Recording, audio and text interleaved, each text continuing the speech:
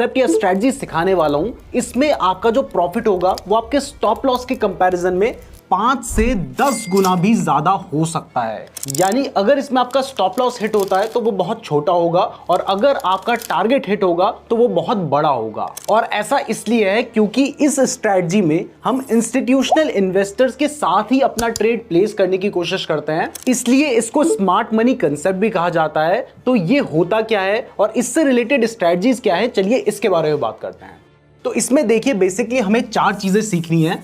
सबसे पहला है BOS यानी ब्रेक ऑफ स्ट्रक्चर, दूसरा है CHOCH यानी चेंज ऑफ कैरेक्टर, तीसरा है डिमांड जोन, और फोर्थ है FVG यानी फेयर वैल्यू गैप। तो इन चारों को समझकर हम ये पता करने की कोशिश करेंगे कि जो बड़े बड़े इंस्टीट्यूशनल इन्वेस्टर्स हैं वो कहां पर बाइंग कर रहे हैं। और अगर हमें ये पता चल जाए कि वो लोग कहां पे बाय कर रहे हैं, तो क्योंकि जब वो बाय करते हैं तो उनके पास बहुत ज्यादा पैसा है, तो उसके बाद शेयर की प्राइस बहुत तेजी से बढ़ती है, तो आप वहां पर बाय करेंगे तो आपको भी प्रॉफिट होने के जो चांसेस होंगे वो ज्यादा होंगे और आप एक बड़ा प्रॉफिट कैप्चर कर पाएंगे। तो इसमें सबसे पहले हम BOS को समझते हैं। ये BOS होता क्या है, मैंने आपको बताया है ब्रेकआउट ऑफ स्ट्रक्चर। तो इसको समझने के लिए हमें समझना होगा कि किसी भी चार्ट में जो अप ट्रेंड है वो किस तरीके से बनता है। तो देखिए आपने देखा होगा कि जब भी शेयर की प्राइस बढ़ती है तो वो इस तरीके से नहीं बढ़ती है, शेयर की प्राइस हमेशा इस तरीके से बढ़ती है, जिसमें यहां पर शेयर की प्राइस का जो है लो है, यहां पर हाई है, उसके बाद प्राइस गिरती है, लेकिन जितना पहले गिरी थी उतना नहीं गिरी, उससे कम गिरी। तो यहां पर उसने अपना हाईयर लो बनाया, फिर यहां पर अब प्राइस पिछले वाले हाई से ज्यादा बढ़ गई, तो यहां पर उसने अपना हाईयर हाई बनाया, उसके बाद वापस से थोड़ा गिरी, पहले जितना गिरी थी उतना नहीं गिरी, हाईयर लो बनाया, ऐसे ही हाईयर हाई और हाईयर लो। तो इस तरीके से एक शेयर की प्राइस बढ़ती है। तो देखिए BOS यानी ब्रेकआउट ऑफ स्ट्रक्चर इतना सिंपल है कि आपने देखना है कि जब भी शेयर की प्राइस अपना जो हाई है या हाईयर हाई है उसको ब्रेक करती है तो वहीं पर BOS हो जाता है। तो आप देख सकते हैं कि यहां पर शेयर की प्राइस ने अपना हाई बनाया है, और अगर हम इससे लगते हुए एक लाइन खींच देंगे तो इस जगह पर शेयर की प्राइस ने क्या किया है, अपने स्ट्रक्चर को ब्रेक कर दिया है। उसके बाद दोबारा से जैसे ही इसने ब्रेक किया तो उसके बाद प्राइस बढ़ी और फिर गिरी, और यहां पर आने के बाद फिर से क्या हुआ, इसने अपना जो पिछला वाला हाई था उसको ब्रेक कर दिया। तो यहां पर फिर से हमारा क्या हो गया, ब्रेकआउट ऑफ स्ट्रक्चर हो गया। यहां पर आप फिर से देख सकते हैं कि प्राइस बढ़ी और उसके बाद प्राइस गिरी, और गिरने के बाद ये वो पॉइंट था, अगर हम इससे एक लाइन खींच दे लगते हुए तो ये वो पॉइंट था जहां पर प्राइस ने अपने स्ट्रक्चर को ब्रेक कर दिया, इसीलिए इसको कहा जा रहा है ब्रेक ऑफ स्ट्रक्चर। तो ये ब्रेक ऑफ स्ट्रक्चर क्या है ये आपको समझ आ गया है। तो चलिए अब CHOCH यानी चेंज ऑफ कैरेक्टर को भी समझ लेते हैं। तो अब ये CHOCH यानी चेंज ऑफ कैरेक्टर होता क्या है, इसको समझाने के लिए मैं एक बार दोबारा से एक ट्रेंड ड्रॉ कर लेता हूं। तो आप जानते हैं कि ब्रेकआउट ऑफ स्ट्रक्चर या ब्रेक ऑफ स्ट्रक्चर यहां पे हो रहा है, यहां पर आपको दिखाई दे रहा है कि ब्रेक ऑफ स्ट्रक्चर हो गया, यहां पर भी प्राइस ने अपना जो हाई था उसको ब्रेक कर दिया, तो ये ब्रेक ऑफ स्ट्रक्चर हो गया। लेकिन एक ना एक टाइम जरूर आएगा जब प्राइस जो है वो अपना ये वाला जो हाईयर लो था इसको ब्रेक कर देगी। तो जब प्राइस अपने इस हाईयर लो को ब्रेक कर देती है तो यहां पर जहां पे ये ब्रेक डाउन होता है उस जगह को स्मार्ट मनी कंसेप्ट में कहा जाता है CHOCH यानी चेंज ऑफ कैरेक्टर। यानी अब उसने अपना कैरेक्टर बदल लिया है। पहले जो शेयर की प्राइस थी वो अपने स्ट्रक्चर को बार बार ब्रेक करके बढ़ रही थी, और इस जगह पर उसने अपने कैरेक्टर को बदल दिया और अब शायद वो गिर सकती है। अब यहां पर मैं ये बिल्कुल भी नहीं कह रहा हूं कि प्राइस ने जैसे ही अपना कैरेक्टर चेंज किया उसके बाद प्राइस गिरने लग जाएगी, लेकिन हम यहां पर यह मान सकते हैं कि जो ऊपर ट्रेंड जा रहा था शायद वो अब चेंज हो सकता है, क्योंकि कई बार ऐसा भी होता है कि प्राइस थोड़ा नीचे आएगी आपको धोखा देने के लिए और उसके बाद वापस चली जाएगी और अपना जो पहले हाई बनाया था उससे भी ऊपर जाके अपना हाई बना देगी। तो ये सब चीजें अभी हम चार्ट में समझेंगे। तो अभी फिलहाल आपको समझ आ गया है कि ब्रेक ऑफ स्ट्रक्चर और चेंज ऑफ कैरेक्टर क्या होता है, तो इसको चार्ट में भी देखते हैं। तो जैसे यहां पर आप देख सकते हैं कि शेयर की प्राइस ने यहां से बढ़ना शुरू किया था, बढ़ते बढ़ते प्राइस थोड़ा नीचे आई, उसके बाद वापस प्राइस बढ़ी, फिर थोड़ा नीचे आई, उसके बाद वापस से प्राइस बढ़ी। तो यहां पर सबसे पहले हम ब्रेक ऑफ स्ट्रक्चर देखते हैं। तो यहां पर शेयर की प्राइस का क्या था, लो था, यहां पर जाने के बाद उसने हाई बनाया, फिर हाईयर लो बनाया, हाईयर हाई बनाया। तो जहां पर जो भी ऐसा पॉइंट आता है जहां पर जाने के बाद जो प्राइस है वो अपने हाई को ब्रेक कर देती है, जैसे यहां पर किया है, तो यहां पर क्या हुआ है, ब्रेकआउट ऑफ स्ट्रक्चर हुआ है। इसी तरीके से यहां पर आप देखेंगे हायर हाई बनाया है और इस जगह पर प्राइस ने अपने हायर हाई को ब्रेक कर दिया, तो ये भी क्या हो गया, ये हो गया BOS यानी ब्रेक ऑफ स्ट्रक्चर। तो यहां तक बार बार ब्रेक ऑफ स्ट्रक्चर हो रहा था, लेकिन इस पॉइंट पे जाने के बाद प्राइस यहां पे आई, यहां पर आने के बाद वापस थोड़ा सा बढ़ी और जहां पर उसने हायर हाई बनाया था उसके ऊपर ही या उसके आसपास ही है, तो इसको हायर हाई हम मान लेंगे। फिर प्राइस नीचे आई, यहां पर इसका हायर लो था और इसने इस बार अपने हायर लो को ब्रेक कर दिया। तो जब ये प्राइस अपने हायर लो को ब्रेक कर देती है तो इस जगह पर हम क्या कहते हैं, यानी इस जगह पर हम कहेंगे कि यहां पर चेंज ऑफ कैरेक्टर हो गया है, यानी प्राइस ने अपने कैरेक्टर को चेंज कर लिया है। तो इस तरीके से एक स्टॉक में ब्रेक ऑफ स्ट्रक्चर और चेंज ऑफ कैरेक्टर होता है। अब इनका यूज कैसे करना है, इसका हमें बेनिफिट कैसे मिलेगा और ये स्ट्रैटेजी क्या है वो समझते हैं। उसके बाद मैं आपको डिमांड जोन और FVG यानी फेयर वैल्यू गैप के बारे में बताऊंगा। तो चलिए अब समझते हैं कि इसके बेसिस पे ट्रेड कैसे ले रहा है। तो देखिए, अगर आप इसके बेसिस पे ट्रेड लेना चाहते हैं तो यहां पर सबसे पहले हमें देखना होगा कि ब्रेकआउट ऑफ स्ट्रक्चर हो कहां पे रहा है। अब इस जगह पर आप देख सकते हैं कि जब प्राइस ने अपना हाई बनाया और उसके बाद हायर लो बनाया, तो ये वाला जो पॉइंट था, इस पॉइंट पर आकर उसने अपने पिछले वाले हाई को ब्रेक कर दिया था। तो ये वाला जो पॉइंट होगा, ये होगा हमारा पहला BOS। तो जब हमारा पहला ब्रेक ऑफ स्ट्रक्चर हो जाता है तो उसके बाद हम क्या कर सकते हैं, हम इससे लगते हुए एक लाइन खींच देते हैं। तो जैसे ही प्राइस उस लेवल को ब्रेक कर देती है, यानी ये वाला जो पॉइंट है, यहां पर हम बाय कर सकते हैं। हमारा जो स्टॉप लॉस होगा वो यहां पर जो प्राइस ने हायर लो बनाया है इससे थोड़ा सा नीचे, यानी यहां पर हम हमारा स्टॉप लॉस लेकर चल सकते हैं। और टारगेट के लिए जब तक चेंज ऑफ कैरेक्टर नहीं आता है हम वहां तक का टारगेट लेकर चल सकते हैं। तो आप देख सकते हैं कि इसके बाद यहां से प्राइस बढ़ी, यहां पर जाकर इसने अपना हायर हाई बनाया, यहां पर हायर लो बनाया, फिर यहां पर हायर हाई बनाया, फिर यहां पर हायर लो बनाया। तो अब इसके बाद क्या हुआ, ये वाला जो पॉइंट आया, यहां पर प्राइस ने अपना पिछला वाला जो हायर लो बनाया था इसको ब्रेक कर दिया ये वाले पॉइंट के बाद। तो ये होगा हमारा CHOCH यानी चेंज ऑफ कैरेक्टर। तो आप यहां पर बाय करते और आप यहां तक का टारगेट लेकर चल सकते थे। अब देखिए, ये सिर्फ हाइपोथेटिकल एक एग्जांपल नहीं है। अगर मैं इसको रिमूव कर दूं और यहां पर मैं आपको कैंडल शो करूं तो आपको दिखाई देगा कि एक्चुअल में यहां पर प्राइस बढ़ी थी, उसके बाद प्राइस ने अपना यहां पर लो बनाया था और यहां पर हम इस केस में बाय करते, हमारा जो स्टॉप लॉस होता वो बहुत ही छोटा होता। यहां पर आप देख सकते हैं जो हमारा लो पॉइंट है उससे थोड़ा सा नीचे हमें अपना स्टॉप लॉस रखना होता है। उसके बाद आप देख सकते हैं कि हमारा टारगेट कहां तक होता, यहां तक होता। तो इस तरीके से आप ब्रेकआउट ऑफ स्ट्रक्चर के बेसिस पे ट्रेड ले सकते हैं, जिसमें आपका जो स्टॉप लॉस होता है वो बहुत छोटा होता है और आप एक बड़े टारगेट को कैप्चर कर सकते हैं। अब देखिए, ये स्ट्रैटेजी हर बार काम नहीं करेगी, लेकिन जब काम नहीं करेगी तो बहुत छोटा आपसे स्टॉप लॉस लेके जाएगी, लेकिन जब ये काम करेगी तो आपको एक बहुत बड़ा टारगेट भी देकर जाएगी। अब यहां पर बहुत सारे लोगों के माइंड में ये डाउट आ रहा होगा कि क्या जब चेंज ऑफ कैरेक्टर होता है, यानी यहां पर आप देख सकते हैं कि चेंज ऑफ कैरेक्टर हुआ है, तो क्या हम इसके बेसिस पर शॉर्ट करने का ट्रेड ले सकते हैं, या फिर अगर हम ऑप्शन में ट्रेड कर रहे हैं तो क्या वहां पर हम पुट ऑप्शन बाय कर सकते हैं। तो देखिए, ब्रेकआउट ऑफ स्ट्रक्चर हो रहा है तो मार्केट क्योंकि ऑलरेडी अप ट्रेंड में चल रहा है और उस ट्रेंड के कंटिन्यू होने के चांसेस ज्यादा होते हैं। हमेशा कहा भी जाता है trend is your friend until it bends. तो आप देख सकते हैं कि ट्रेंड चल रहा है और उसी ट्रेंड के बीच में हम एक स्टॉक में या फिर ट्रेड में एंटर कर रहे हैं, लेकिन यहां पर हम मार्केट के उल्टा जाने की सोच रहे हैं। अभी तक मार्केट रिवर्स हुआ नहीं है, तो अगर आप चेंज ऑफ कैरेक्टर के बेसिस पे ट्रेड लेंगे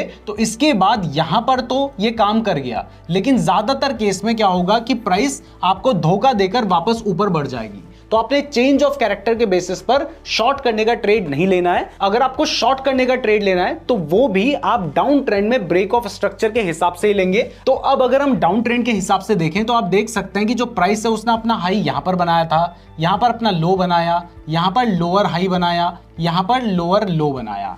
तो इस केस में जहां पर हमारा पहले चेंज ऑफ कैरेक्टर था वो अब ब्रेक ऑफ स्ट्रक्चर हो जाएगा डाउन ट्रेंड के लिए। तो यहां पर हमारा ब्रेक ऑफ स्ट्रक्चर हो रहा है, तो जहां पर हमारा ब्रेक ऑफ स्ट्रक्चर होता है हम क्या करते हैं, उससे लगते हुए एक लाइन खींच लेते हैं। तो हम क्या करते, यहां पर इससे लगते हुए एक लाइन खींच लेते। तो इस केस में जैसे ही प्राइस ने इस लाइन को ब्रेक कर दिया और उसके बाद प्राइस नीचे आती है, तब हम क्या करते हैं, हम यहां पर शॉर्ट करते हैं। तो आपने यहां पर शॉर्ट करने का ट्रेड लिया होता, इससे थोड़ा ऊपर, यानी यहां पर आप अपना स्टॉप लॉस रखते और उसके बाद जाके आप अपना टारगेट अचीव करते, जहां तक चेंज ऑफ कैरेक्टर वापस से नहीं आ जाता डाउन ट्रेंड में। तो दोस्तों अब आपको break of structure and change of character समझ आ गया है, उसके बेसिस पे ट्रेड कैसे लेना है वो भी आपको समझ आ गया है। तो चलिए अब ये समझते हैं कि ये डिमांड एंड सप्लाई जोन क्या होता है। तो देखिए इसके बारे में आपको ऑलरेडी थोड़ा बहुत पता ही है कि जब भी शेयर की प्राइस अपना किसी लो बनाने के बाद वापस बढ़ जाती है, तो इसका मतलब यहां पर क्या है, यहां पर उस प्राइस में डिमांड है, यहां पर भी उस प्राइस में डिमांड है। इसी तरीके से जब प्राइस हाई पे जाने के बाद वापस गिर जाती है, तो इसका मतलब इस पॉइंट में क्या है, यहां पर उसमें सप्लाई है। तो अब ये जो डिमांड है, ये जो सप्लाई है, ये क्यों है, यहां पर हमें सबसे पहले ये समझना होगा। तो देखिए इसके पीछे का जो रीजन होता है ना, देखो पहले प्यार से जो प्राइस थी वो प्यार से नीचे गिरती जा रही थी, गिरती जा रही थी, गिरती जा रही थी, लेकिन ये एक ऐसा पॉइंट आया जहां पर आने के बाद अचानक से एक शेयर में डिमांड आ गई। ऐसा हुआ क्या जो यहां पे डिमांड आई? तो इसके पीछे का रीजन है कि जब भी प्राइस इस लेवल पे आई है ना, तो यहां पर जो बड़े बड़े इंस्टीट्यूशनल इन्वेस्टर्स हैं जिनके पास कई हजार करोड़ रुपए हैं, उन्होंने अपने ऑर्डर्स लगा रखे हैं और इसको हम कहते हैं ऑर्डर ब्लॉक, यानी उन्होंने अपने जो ऑर्डर्स हैं वो इस जगह पर लगा रखे हैं। इसी वजह से तो यहां से अचानक से प्राइस बढ़ने लग गई, यानी अचानक से यहां पे बाइंग होने लग गई। और वो बाइंग क्यों हुई है? क्योंकि उनके बहुत सारे पेंडिंग ऑर्डर्स उन्होंने यहां पर लगा रखे थे, वो एग्जीक्यूट होना स्टार्ट हो गए, तो इसके बाद प्राइस बढ़कर यहां तक गई। तो अगर कभी दोबारा ऐसा होता है कि प्राइस वापस से उस लेवल के आसपास आती है, तो यहां पर उनके जो बचे हुए ऑर्डर्स होंगे ना, वो दोबारा से एग्जीक्यूट होने लग जाएंगे और प्राइस बढ़ने के चांसेस होंगे। तो इसलिए जब भी कभी आपको दिखाई देता है कि प्राइस डाउन ट्रेंड में आने के बाद एक पॉइंट पे आते ही वापस से बढ़ने लग जाती है और उसके बाद आने के बाद प्राइस वापस से सेम लेवल के आसपास आती है और वहां से बढ़ने लगती है, तो जब आपको ऐसा दिखाई देता है तो इसका मतलब है कि यहां पर ऑर्डर ब्लॉक है और इसके बाद यहां पर अचानक से बाइंग होगी, जिसके बाद प्राइस बढ़ने के चांसेस है, तो आप यहां पर बाइंग कर सकते हैं। अब देखो ये तो चार्ट बन गया है, तो मेरे लिए दिखाना बहुत आसान है, मैं तो कुछ भी बोल सकता हूं चार्ट देखकर, लेकिन एक्चुअल में आपको कैसे पता चलेगा कि भाई प्राइस यहां पर आने के बाद वापस नीचे तो नहीं जाएगी, ऊपर जाएगी या नहीं जाएगी, कैसे हमें पता चलेगा? तो इसके लिए आप क्या कर सकते हैं ना, इसके लिए आप फिबोनाची टूल का यूज कर सकते हैं। इसको यूज करने के लिए आप यहां पर जाएं, यहां पर जाने के बाद आपको फिबोनाची रिट्रेसमेंट नाम का एक टूल दिखाई दे रहा है, आप इस पर क्लिक कर सकते हैं। अब जैसे ही आप इस पर क्लिक करेंगे तो जब प्राइस इस लेवल के आसपास आई थी, तो यहां से लेकर इसका जो हाई था आप वहां तक इसको ले जा सकते हैं और उसके बाद उसी हाई के लेवल पे हमने इसको थोड़ा सा एक्सटेंड कर दिया है।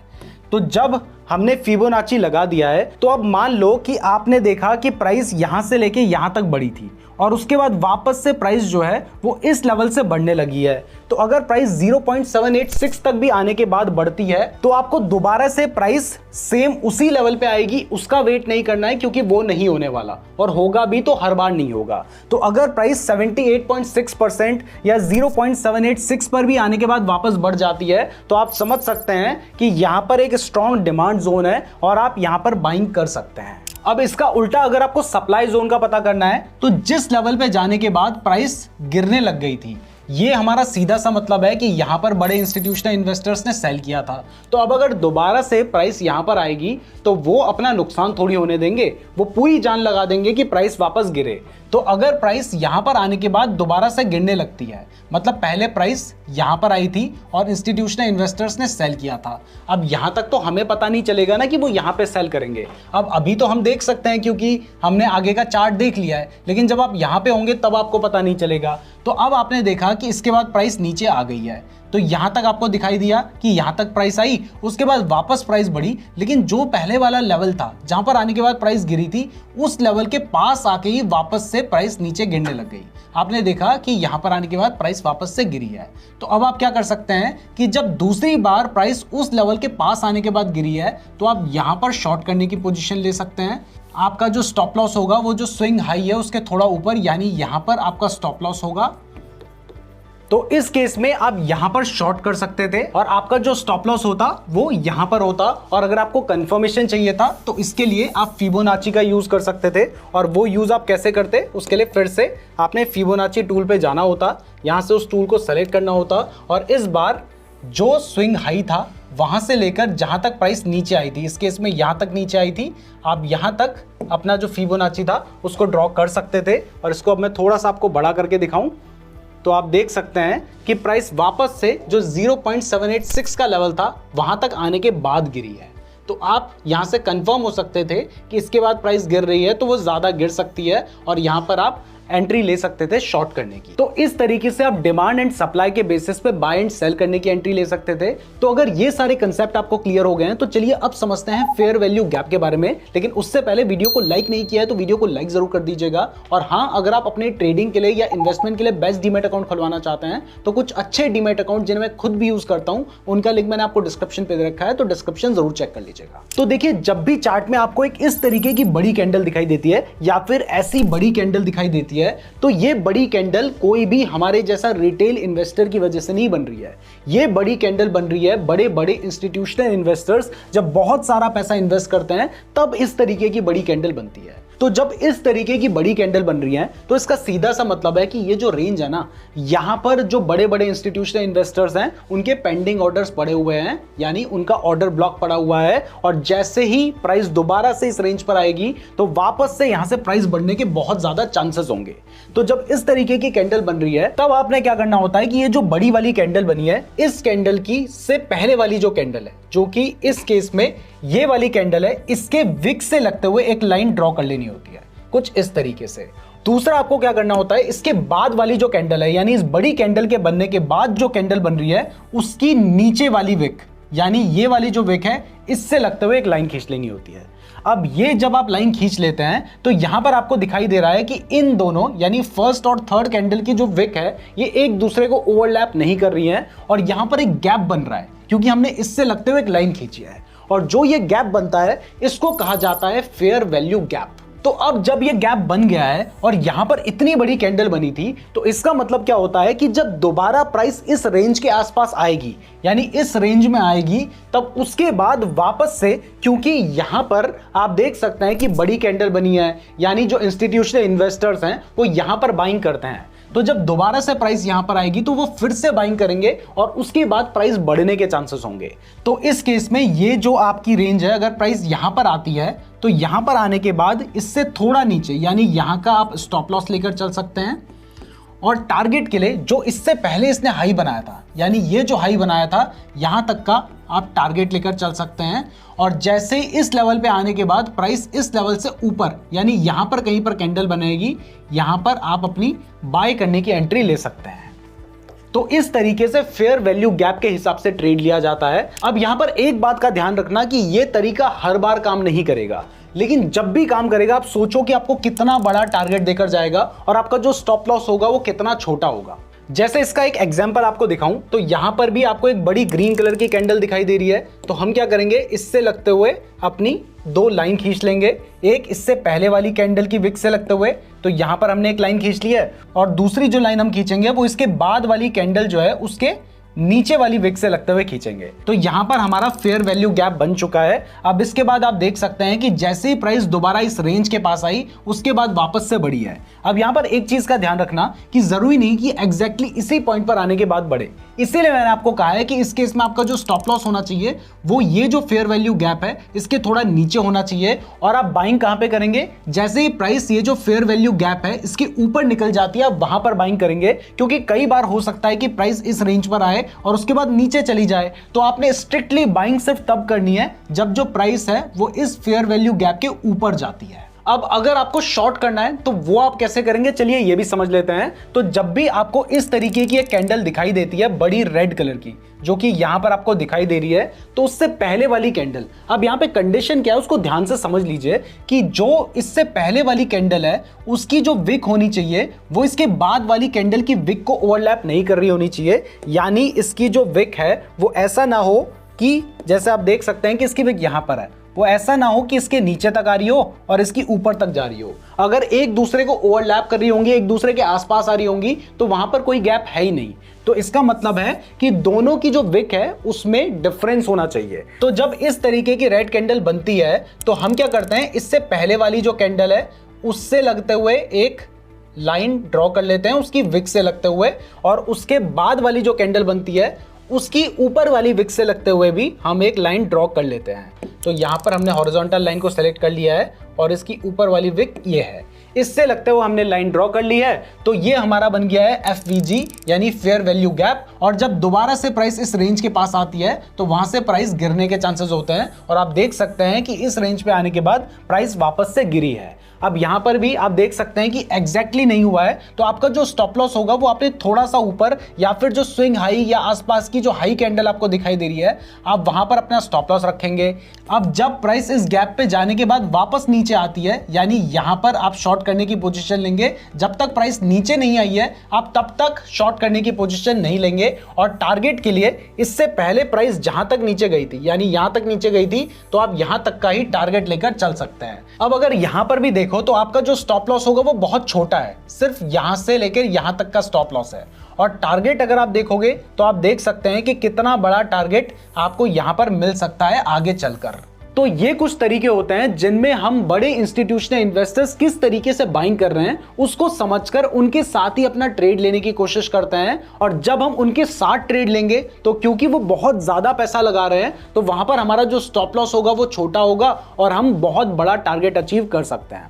मैं उम्मीद करता हूं आपको ये वीडियो पसंद आई होगी। वीडियो पसंद आई है तो लाइक जरूर कीजिएगा, साथ ही हमारे चैनल को सब्सक्राइब भी जरूर कर लेना। और अगर आप ट्रेडिंग के लिए बेस्ट डीमैट अकाउंट खुलवाना चाहते हैं तो लिंक डिस्क्रिप्शन पे दिया गया है। और अगर आप समझना चाहते हैं कि ओपन इंटरेस्ट में जो चेंज आ रहा है उससे हम मार्केट में एक बड़ा मूव कैसे कैप्चर कर सकते हैं तो इसके लिए आप ये वाली वीडियो देख सकते हैं। धन्यवाद। की डाली ये बाहें तुम्हारी है, खामोश जादू निगाहें तुम्हारी, जो कांटे हो सब अपने दामन में रख लूं, सजाऊं मैं कलियों से राहें तुम्हारी, जो कांटे हो सब अपने दामन में रख लूं, सजाऊं मैं कलियों से राहें तुम्हारी।